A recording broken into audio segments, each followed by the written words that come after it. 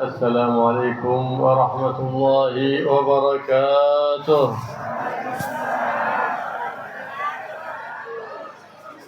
الحمد لله الذي شرف الأنام بصاحب المقام الأعلى سيدنا وحبيبنا الحبيب المصطفى محمد صلى الله عليه وعلى آله وصحبه وسلم.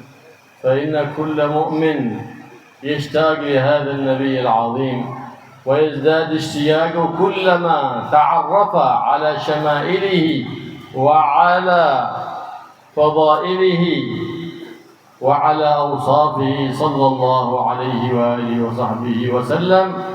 فزدنا التعرف على النبي محمد، فإن الدين كله في ذلك النبي الكريم. إذا عرفت سيرته، إذا عرفت أحواله وأقواله وأفعاله، ذاك هو الدين القويم الذي أمرنا باتباعه، الذي هو الصراط المستقيم.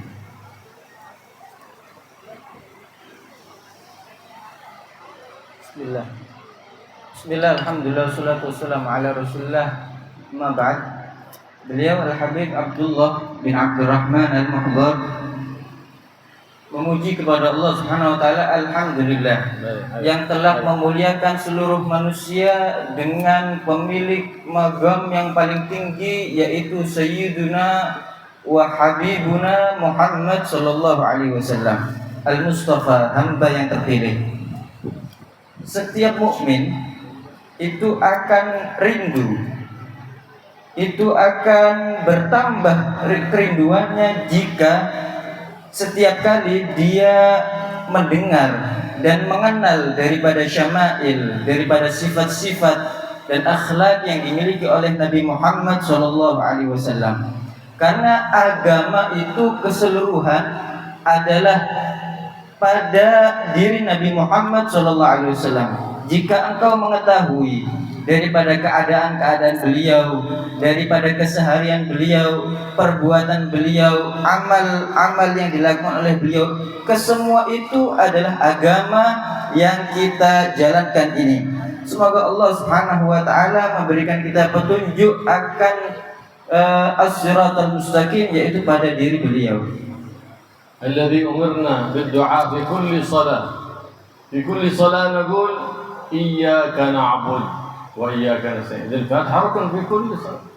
من لم يقرأ الفاتحة في صلاة فريضة أو نافلة ما تصح صلاته، لأن النبي محمد صلى الله عليه وسلم يقول لا صلاة لمن لم يقرأ بفاتحة الكتاب. فاتحة الكتاب هي أم القرآن، هي سورة الفاتحة. هذه الفاتحة التي يقول فيها النبي محمد لما قرئت له، فاتحة بنية العافية تحصل بإذن الله، الفاتحة بنية تسهيل الرزق يحصل بإذن الله، تيسير العمل يحصل بإذن الله، الفاتحة. لهذا كان التريم يسمونها بلاد الفاتحة. ليش؟ لأنهم كانوا يبتدئون المجالس بالفاتحة، يختتمون مجالس بالفاتحة، فهي الراقية وهي الشافية، كما قال أبو سعيد الخدري عندما كان في سفر مع أصحاب النبي محمد صلى الله عليه وآله وسلم.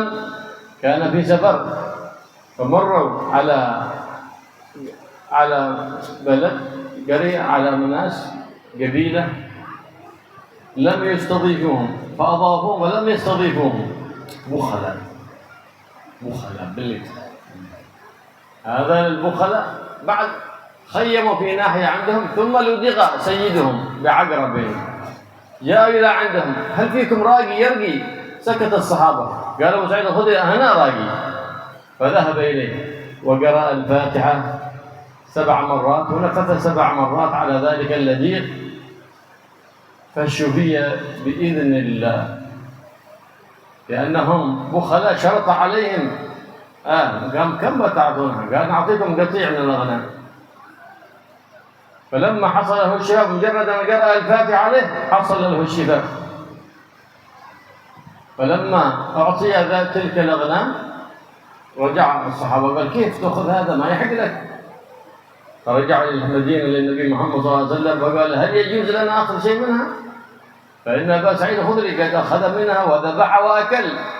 فقال النبي محمد أحق ما أخذتم عليه أجرا كتاب الله يقسم لي معكم بسهم. فقال يا أبا سعيد ما أدراك أنها رقية؟ قال سمعت منك يا رسول الله أنت تقول أنها الشافية أنها الراقية وأنها لما قرئت له. فأنا قرأتها بهمة ويقين ليس تجربة بيقين. فلهذا حصل له شفاء بإذن الله. الشافي الله لكن ببركة القرآن المنزل على حبيب الله محمد صلى الله عليه وآله وصحبه وسلم. Dan kita telah diperintahkan untuk berdoa dengan doa yang tadi, ihdinas siratal mustaqim, di setiap kita melaksanakan sholat. Karena tatkala kita sholat, kita diwajibkan, termasuk rukun daripada sholat adalah membaca Al-Fatihah. Tidaklah sah seseorang tanpa dia membaca Al-Fatihah. Sebagaimana Nabi SAW bersabda, la sholata liman lam yakra bi Fatihatil Kitab. Tidak ada sholat yang sah bagi seseorang jika tidak ada di dalamnya Fatihatul Kitab, surat Al-Fatihah. Surat Fatihah itu disebut juga Ummul Quran. Nabi SAW bersabda tentang surat Al-Fatihah bahwasanya surat Al-Fatihah itu 5 quri'atlah, dibaca sesuai niat yang membacanya maka akan diberikan oleh Allah Subhanahu wa taala. Jika kita ingin membaca dengan niat dipermudah rezeki akan diberikan oleh Allah Subhanahu wa taala insyaallah. Jika kita membacanya dengan niat agar urusan-urusan kita dipermudah akan diberikan oleh Allah Subhanahu wa taala. Oleh karena itu negeri Tarim, kota Tarim itu disebut juga Biladul Fatihah. Kenapa? Karena majelis-majelis di sana, seluruh majelis di sana pasti dibuka dengan membaca Al-Fatihah dan ditutup dengan membaca Al-Fatihah. Surat Al-Fatihah itu juga disebut dengan surat Asy-Syafiyah, Ar-Raqiyah, surat penyembuh, surat yang bisa meruqyah. Pernah dikisahkan tentang sahabat Nabi yaitu Abu Sa'id Al-Khudri. Di suatu perjalanannya kemudian singgah di suatu tempat, akan tetapi tempat yang disinggahinya tadi tidak menjamu karena tempat tersebut pelit, kata beliau. Jadi tamu yang datang ke tempat tersebut tidak dijamu oleh kaum yang ada di tempat sana karena kaumnya tadi pelit. Akhirnya suatu waktu di situ pemimpin kaum tersebut tersengat oleh kalajengking. Akhirnya dia mengalami sakit. Kemudian kaum di sana, salah seorang daripada kaum tersebut mengatakan, apakah ada daripada kalian orang yang bisa meruqyah, bisa menyembuhkan? Maka semuanya terdiam. Kemudian Abu Sa'id Al-Khudri mengatakan, saya bisa.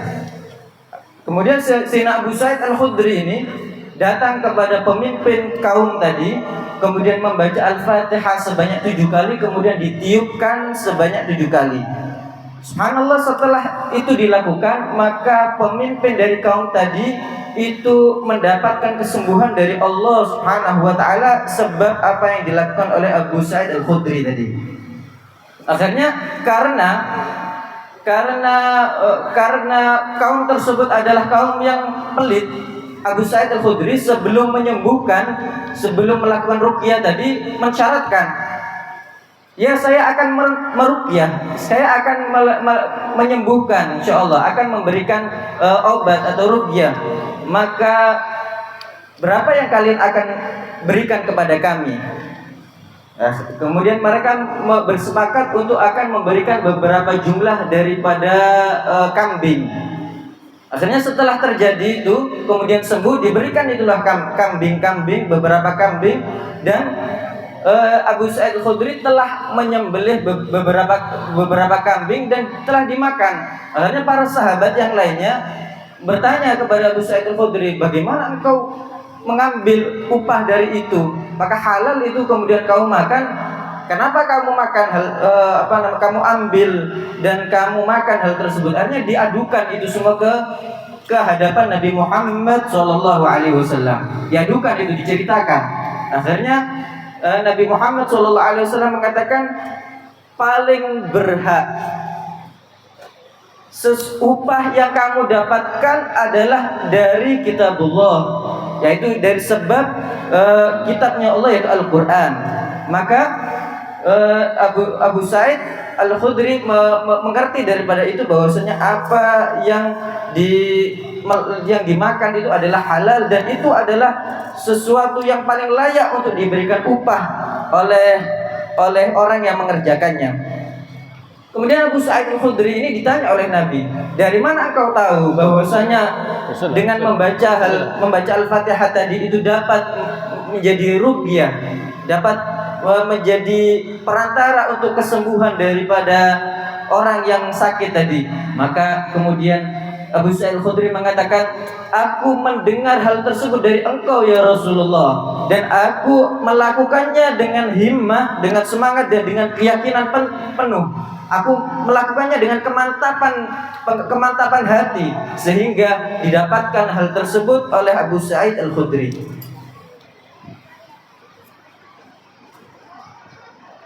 أن كل عبادة عملتها بيقين فإنك تدرك ثمرتها.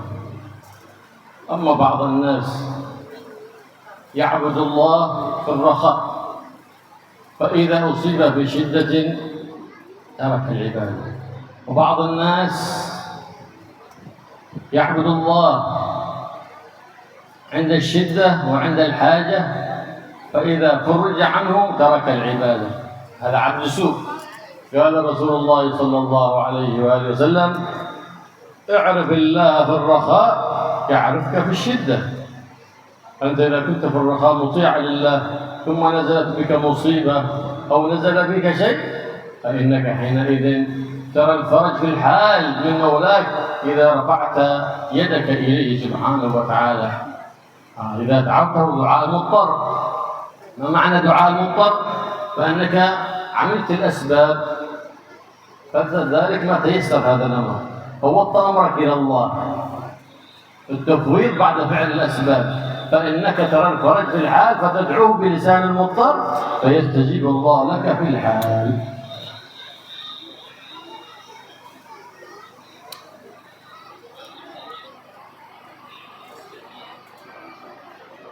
Setiap ibadah yang kita kerjakan dengan keyakinan penuh kepada Allah Subhanahu wa taala, maka kita akan mendapatkan buah hasil daripada ibadah tersebut langsung. Kita akan merasakan buah daripada ibadah yang kita laksanakan tadi.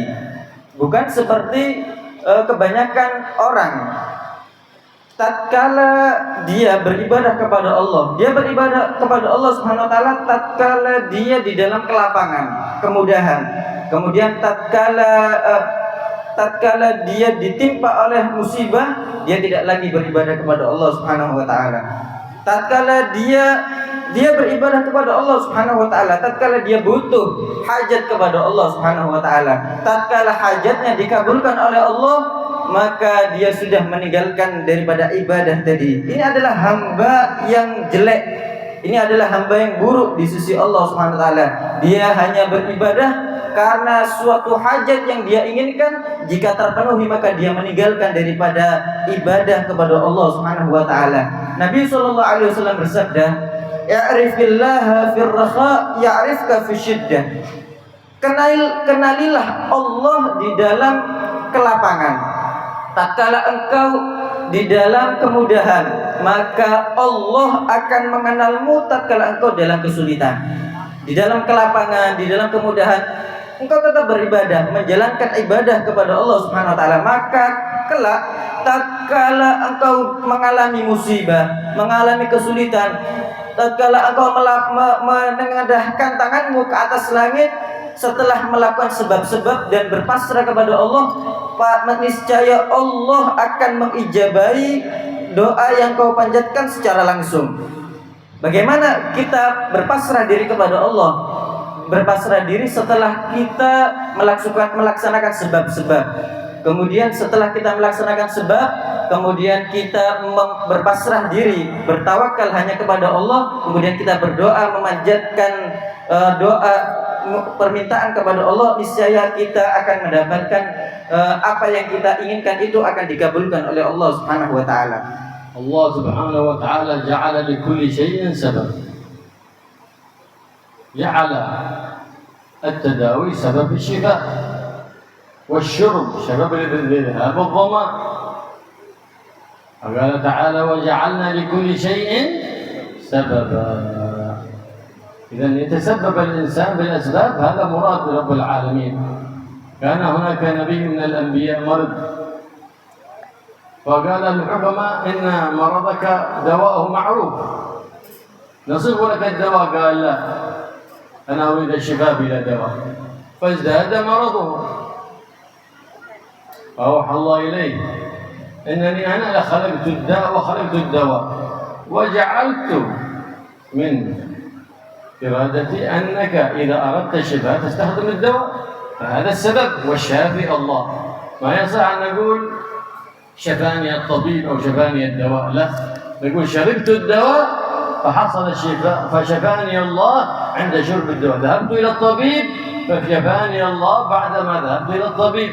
فشافي الله، لا الدواء ولا الماء يروي إلا بإرواء الله سبحانه وتعالى، ولا الطعام يشبع إلا إذا خلق الله الشبع عند التناول ذلك الطعام. حينئذ يكون الله سبحانه وتعالى الفاعل لكل شيء، لكن جعل أسباب.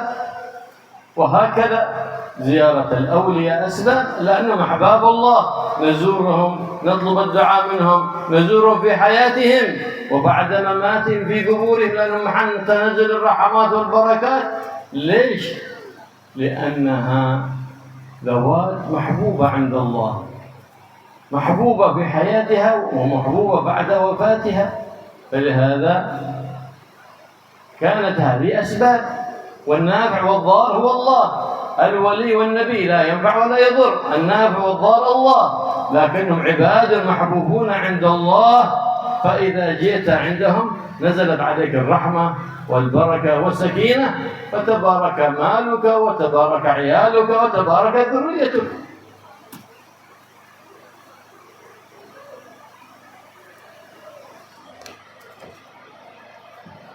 Allah Subhanahu wa taala menjadikan pada setiap sesuatu itu memiliki sebab. Sebab kesembuhan dengan kita berobat. Tatkala kita minum, maka minum itu menjadi sebab kita hilangkan dahaga yang kita rasakan. Dan begitulah seterusnya. Allah Subhanahu wa taala menjadikan setiap sesuatu itu memiliki sebab yang harus kita lakukan. Wa ja'alna likulli syai'in sababa. Dan kami, kata Allah, kami telah menjadikan pada setiap sesuatu itu sebab. Pernah dikisahkan ada seorang nabi daripada para anbiya, dia mengalami sakit.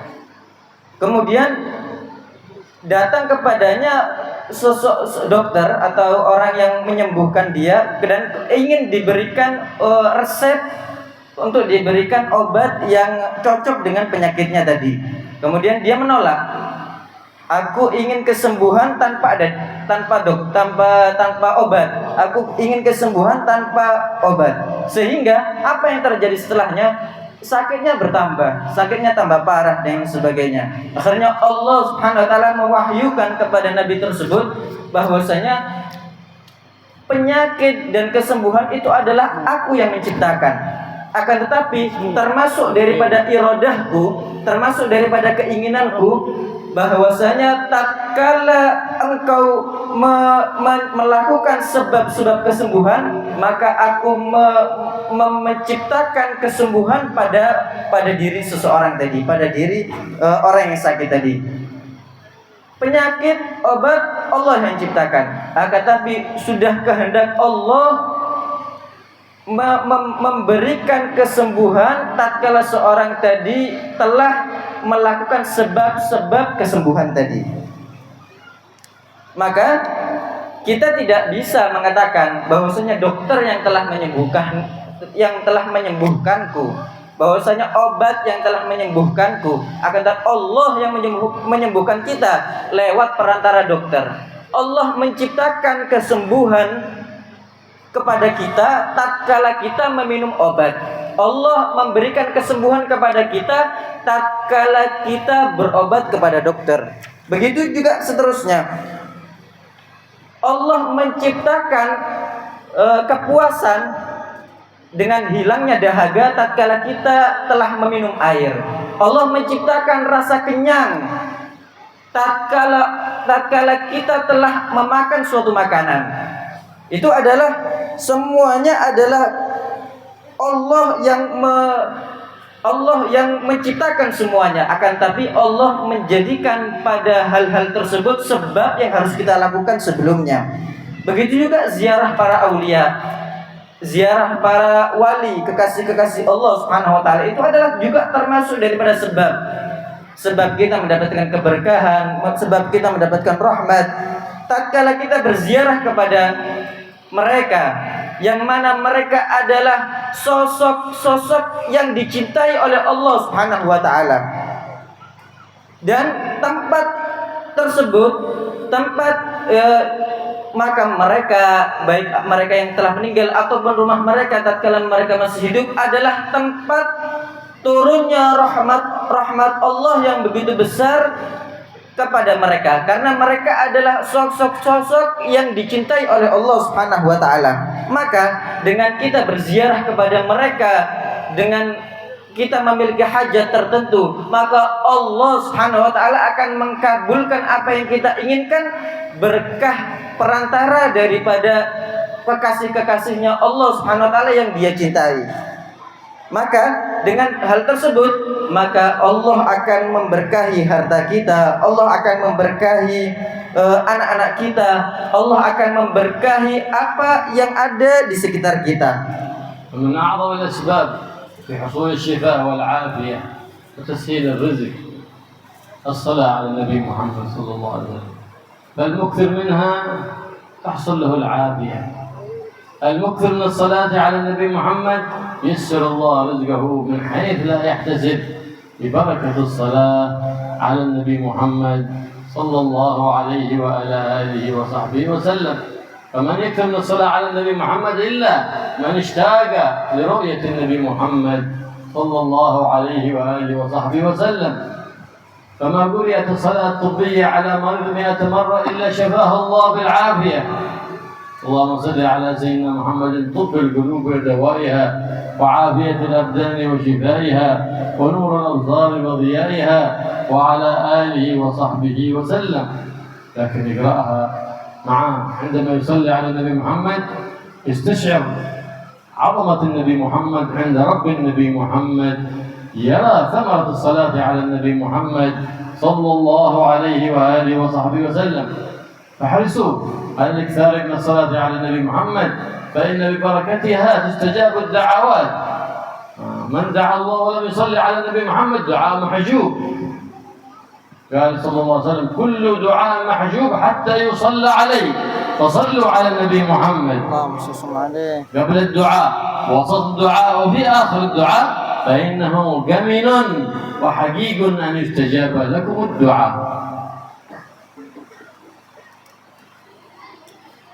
Termasuk sebab yang paling agung, sebab yang paling besar di dalam kita mendapatkan apa yang kita inginkan daripada rezeki yang digampangkan ataupun adanya afiah, kesehatan kepada kita adalah dengan kita bersolawat kepada Nabi Muhammad SAW. Dengan kita memperbanyak bersolawat kepada Nabi SAW, maka Allah akan menggampangkan rezeki kita dari jalan yang tidak kita sangka-sangka. Allah akan memberikan kita afiah, kesehatan, keselamatan.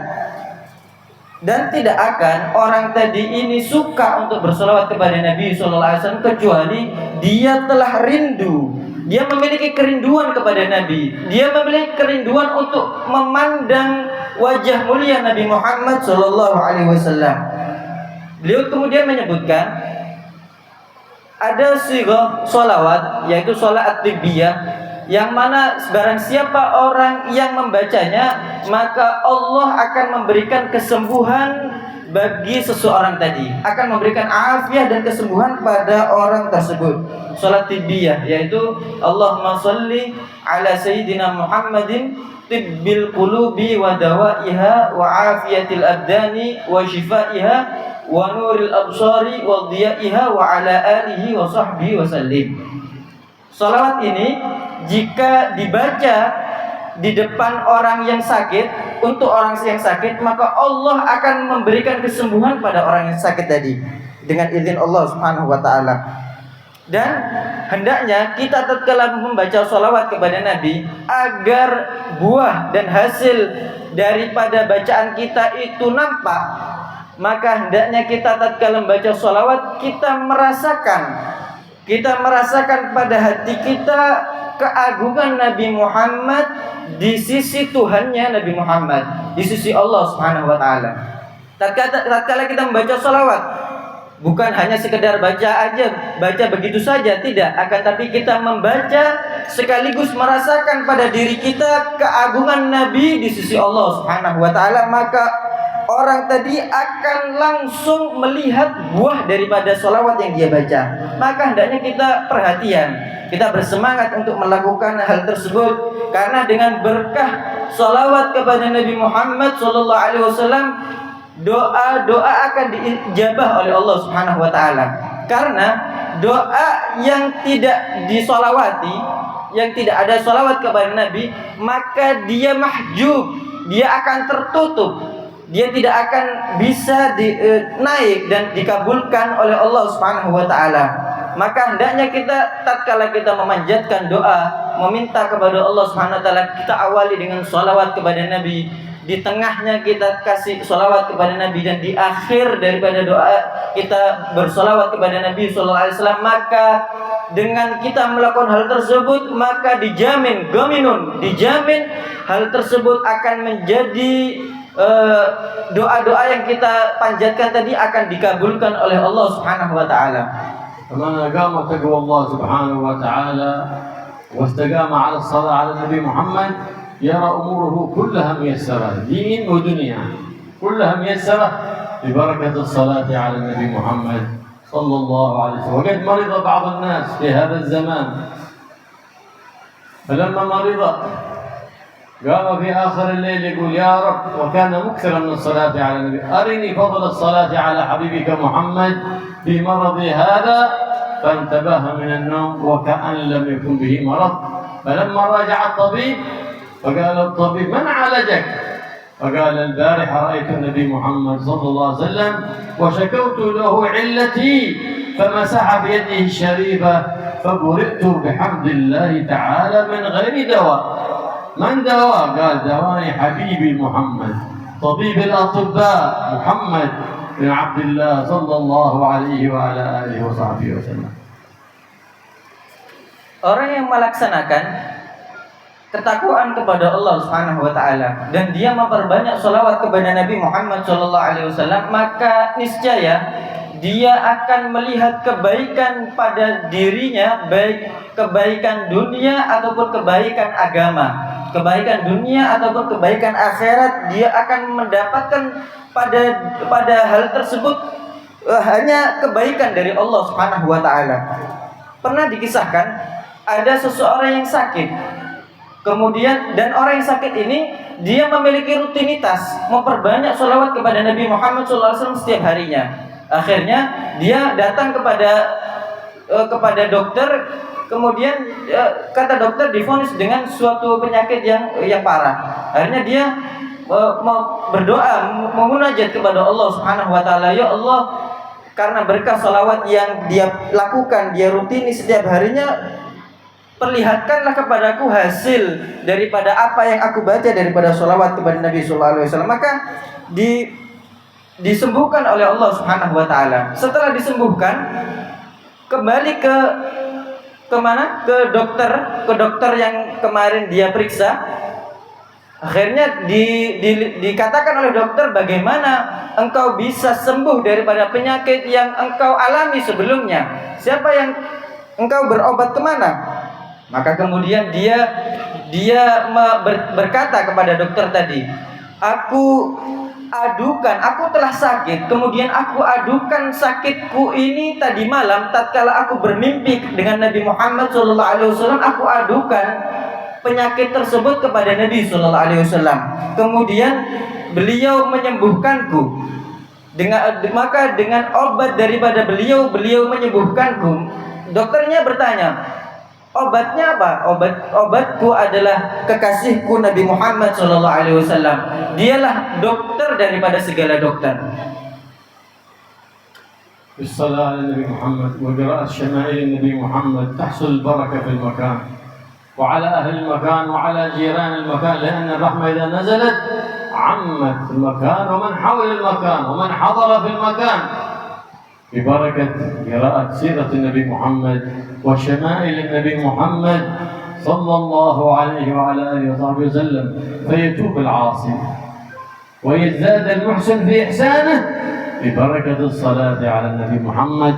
ما أكثر عبد من الصلاة على النبي محمد إلا وتحسن حاله في دين وفي دنيا. Dengan membaca salawat kepada Nabi Muhammad SAW dan membaca syama'il beliau, syama'il perjalanan hidup beliau, kemudian hal-hal yang terkait dengan beliau, fisik beliau, akhlak beliau, membaca syama'ilnya Nabi Muhammad SAW itu akan mendatangkan keberkahan pada tempat tersebut, akan mendatangkan keamanan pada tempat tadi, dan keberkahan pada orang yang hadir pada tempat tadi, keberkahan kepada orang yang berada di sekitar tempat tadi. Maka orang yang selalu memperbanyak sholawat kepada Nabi Muhammad SAW, dia akan menjadi lebih baik lagi keadaannya. Orang yang sering kali dia berbuat maksiat, dia adalah seorang pendosa. Tatkala dia sering menghadiri majelis yang di situ dibacakan syama'ilnya Nabi, dia sering bersolawat kepada Nabi SAW, maka keadaannya akan dirubah oleh Allah SWT menjadi orang yang lebih baik lagi dan akan dikaruniai taubat oleh Allah SWT. Orang yang telah baik di dalam kehidupannya, maka Allah akan menambahkan dia kebaikan di atas kebaikan sehingga dia menjadi pribadi yang lebih baik dari sebelumnya. الصراط المستقيم هو حبيب الله محمد. نحن نقول في الفاتحة إياك نعبدك يا رب بالإقرار ونعترف بالتقصير ولا نعبد سواك إذ لا يستحق أحد العبادة إلا أنت وإياك نستعينك على كل حاجة من أمور الدنيا والدين، فإننا لا نستطيع امتثال الأوامر والاجتناب النواهي إلا بتوفيقك. بعد ذلك اهدنا الصراط المستقيم، اهدنا إلى شرع حبيبك محمد، إلى خلق حبيبك محمد، إلى أدب حبيبك محمد صلى الله عليه وسلم. اهدنا الصراط المستقيم صراط الذين أنعمت عليهم من النبيين والصديقين والشهداء والأولياء والصالحين. كل يوم في كل صلاة فلما تدعو بهذا الدعاء استحضر هذا المعنى في قلبك، تجد الخير والبركة والنور والحضور في كل صلاة تصليها.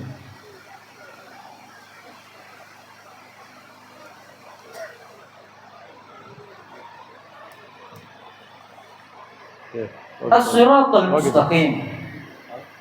Siapa itu as-siratal mustaqim? Siratal mustaqim itu adalah Nabi Muhammad SAW.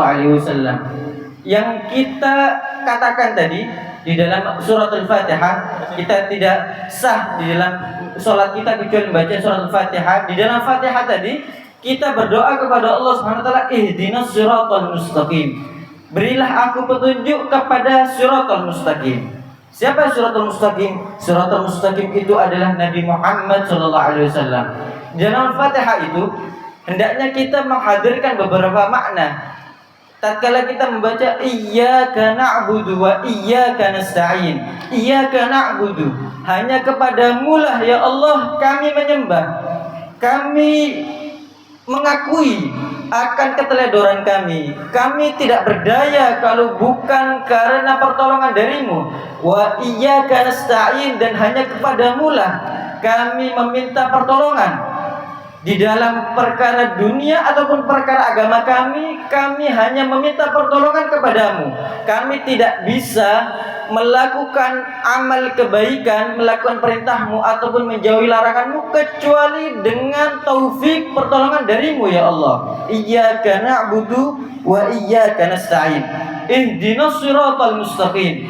Berilah kami petunjuk kepada as-siratal mustaqim, kepada syariatnya Nabi Muhammad, kepada adabnya Nabi Muhammad, kepada akhlaknya Nabi Muhammad sallallahu alaihi wasallam.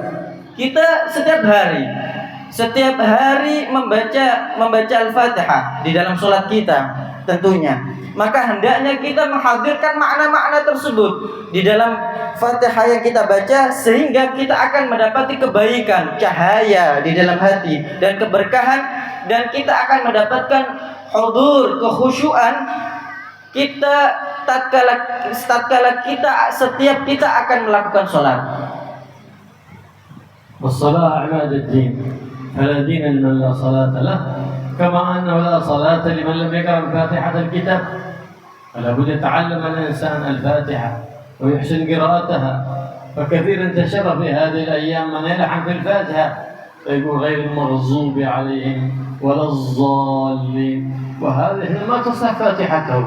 إذا ما صحت فاتحته ما بتصح صلاته إلا إذا ما استطاع أبدا، ما استطاع الحمد لله والحمد. إذا تعلم ولا استطاع لكن لا بأس تصح صلاته، لكن لا يصلح أن يقع إمام، فإن تقدم إمام لم تصح صلاة من صلى خلفه. ينبغي الاهتمام بالفاتحة، فإن سر القرآن في الفاتحة، وسر الفاتحة في بسم الله الرحمن الرحيم. من واظب على 21 مرة من بسم الله الرحمن الرحيم صباحا ومساء أمين من السرقة ومن الحريق ومن الغرق، من حوادث السيارات، حوادث الطائرات، حوادث الدراجات، من كثير من المصائب ببركة بسم الله الرحمن الرحيم. كانت هناك امرأة دائما إذا حملت شيء قالت بسم الله الرحمن الرحيم، ووضعت شيء قالت بسم الله الرحمن الرحيم. كان زوجها كأنه في شيء من النفاق، فقال أنا بخليها تبطل في بسم الله الرحمن الرحيم. فأعطاها صرة من المال وقال خبيها، فخبتها في الخزانة في الألمار وضعتها في ذلك، ثم رهبت إلى أهلها فأخذت ذلك المال من الألمار دون أن تشعر. ثم بعد يوم طلب منها ذلك المال، قال لها جيبي ذلك المال الذي أودعته لك. وقالتها وضعته في الألمار في الخزانة، فأخذت فتحت بسم الله الرحمن الرحيم ووجدت المال في الخزانة، فتعجب ذلك الزوج فأيقن وآمن وقوي إيمانه وخرج ما في قلبه من النفاق ببركة بسم الله الرحمن الرحيم. فإنه حصن حصين، حصن حصين. حتى إذا علقت ثوبك قلت ما يلبسه الشيطان، وإذا علقت الثوب قلت ما قلت بسم الله الرحمن الرحيم يلبسه الشيطان، فتتأذى بعد ذلك ويسرع الثوب إلى البلاء. إذا دخلت بيتك، إذا خرجت من بيت قلت بسم الله الرحمن الرحيم، ففي ذلك حصن حصين من الشيطان الرجيم وأذية الإنس والجن أجمعين.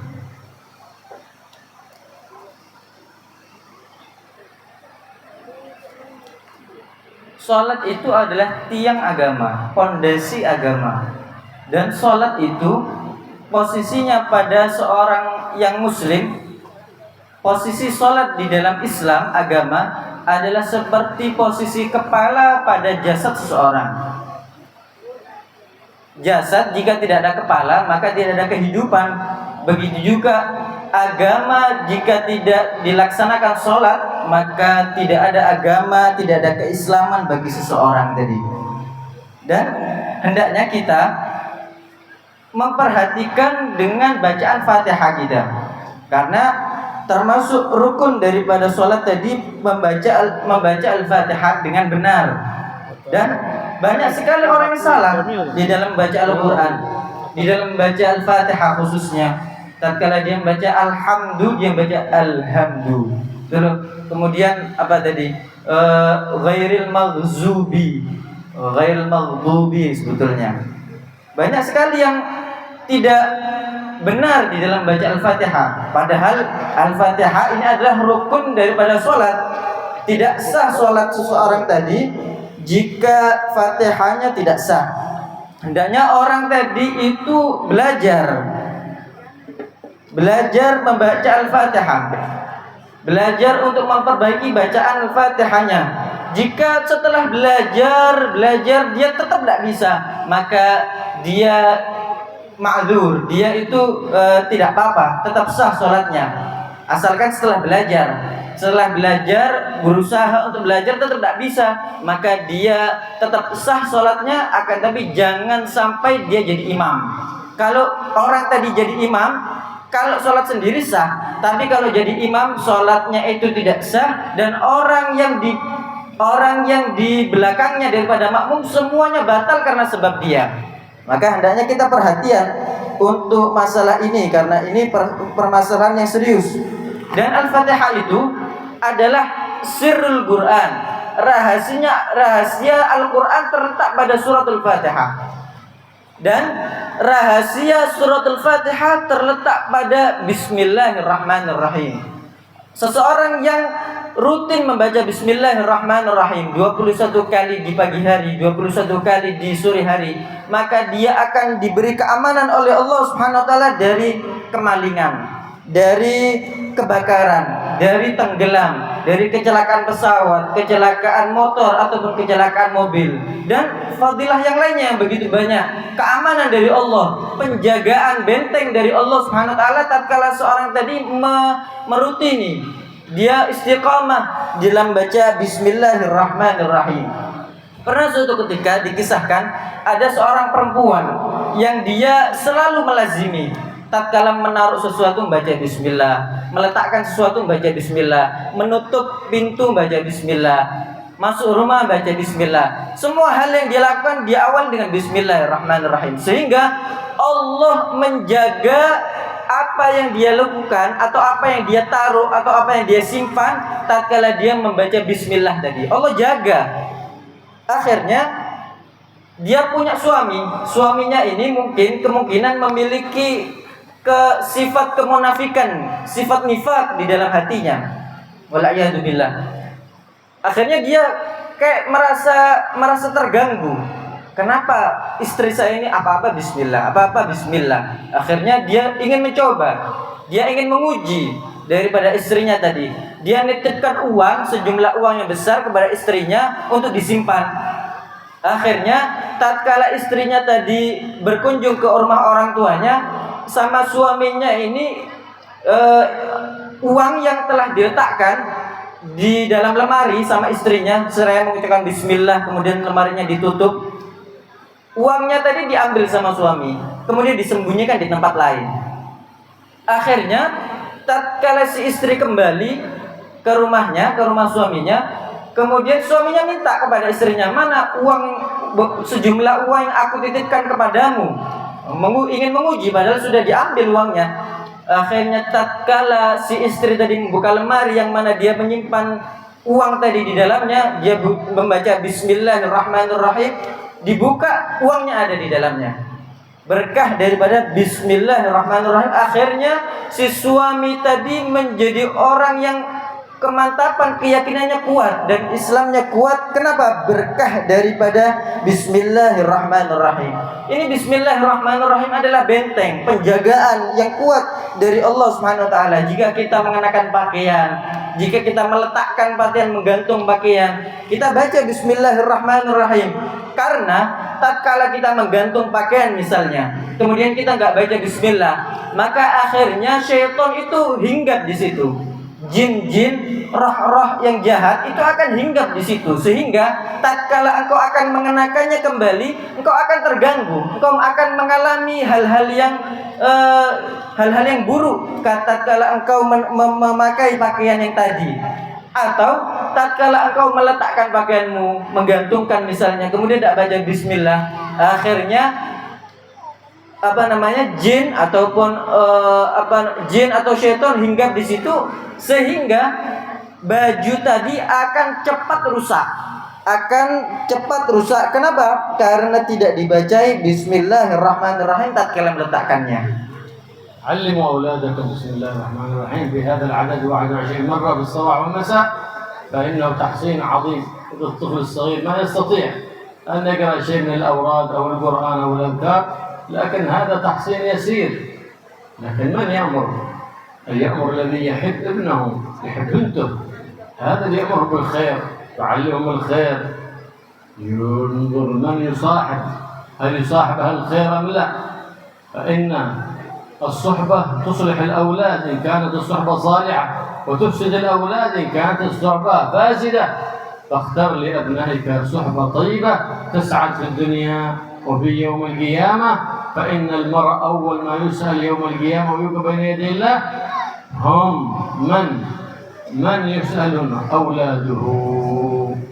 إن علمهم دينهم نجا، وإن أهملهم ولم يعلمهم دينهم وكيف للسؤال يوم القيامة وعذب والعياذ بالله. هذا عصر.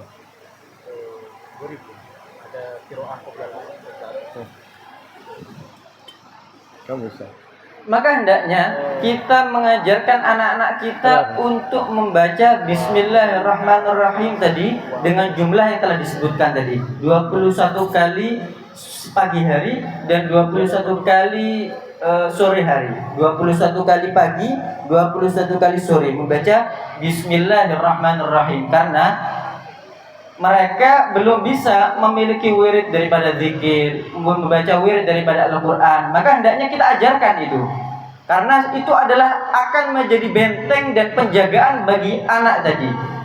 Siapa yang akan mengajarkan? Ya orang yang cinta sama anaknya, orang yang dia senang kepada anaknya, cinta kepada anak, baik laki-laki atau perempuannya. Tatkala dia cinta, maka dia akan ajarkan itu. Dia akan mendidik dengan pendidikan yang baik, dan dia akan memperhatikan siapa yang ditemani anaknya ini. Dia berkawan dengan siapa? Jika dia berkawan dengan seseorang yang baik, maka itu akan membantu dia di dalam menjadikan anak tadi pribadi yang baik.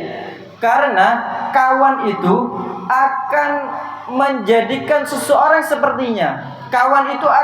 Jika kawan itu jelek, maka itu akan merusak anak. Jika kawan itu baik, akan memperbaiki anak tadi.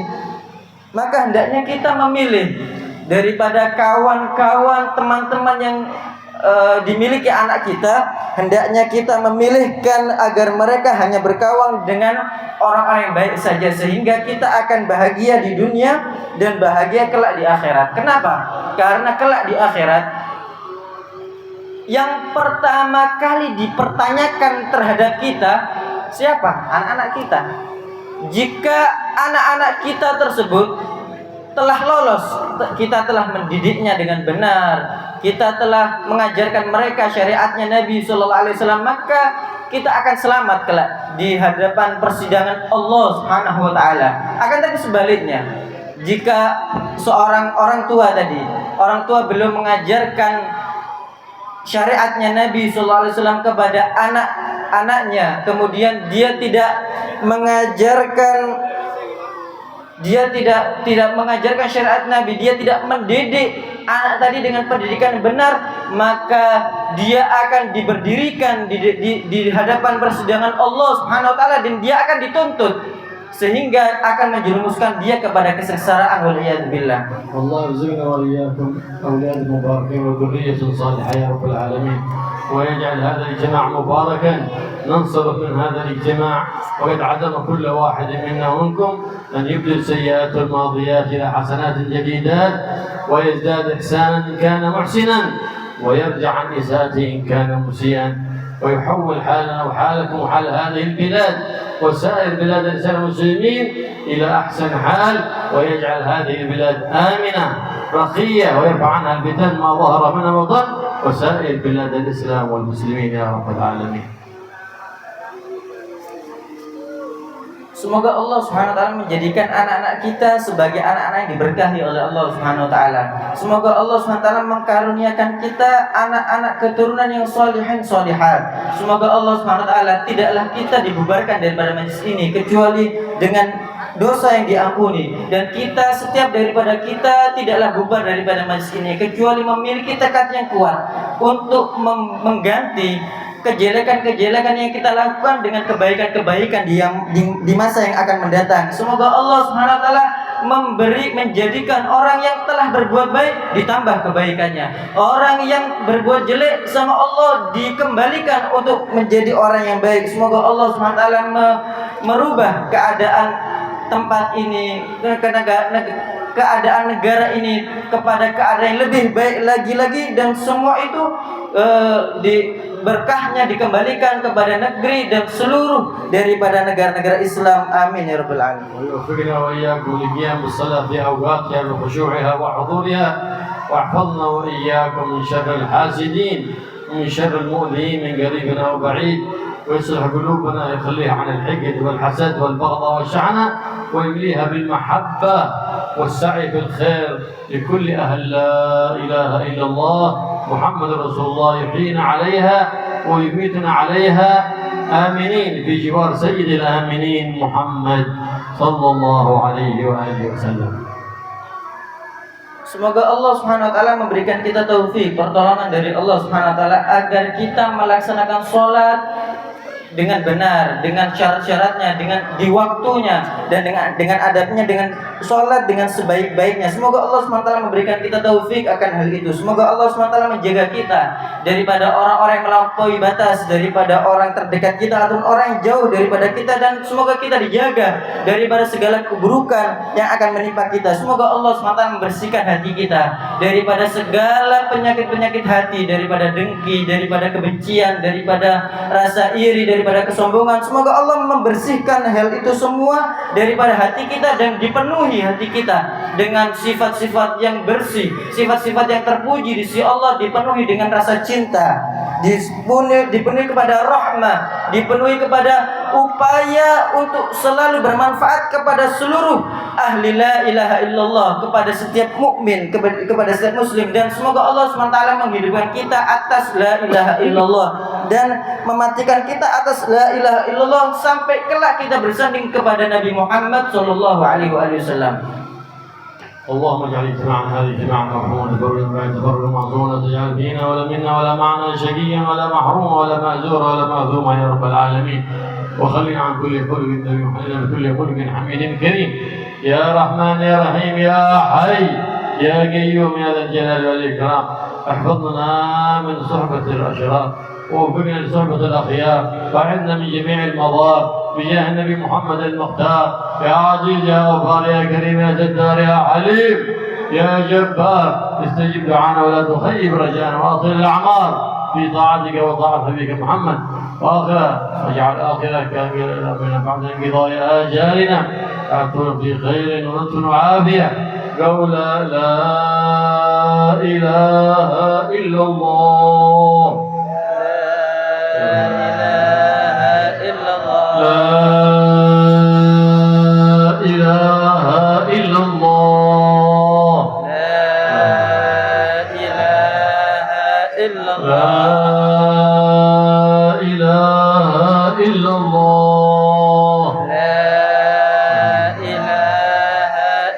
محمد رسول الله صلى الله عليه وآله وسلم. كلمة حق عليها نحيا وعليها نموت وعليها ما إن شاء الله تعالى من الآمنين.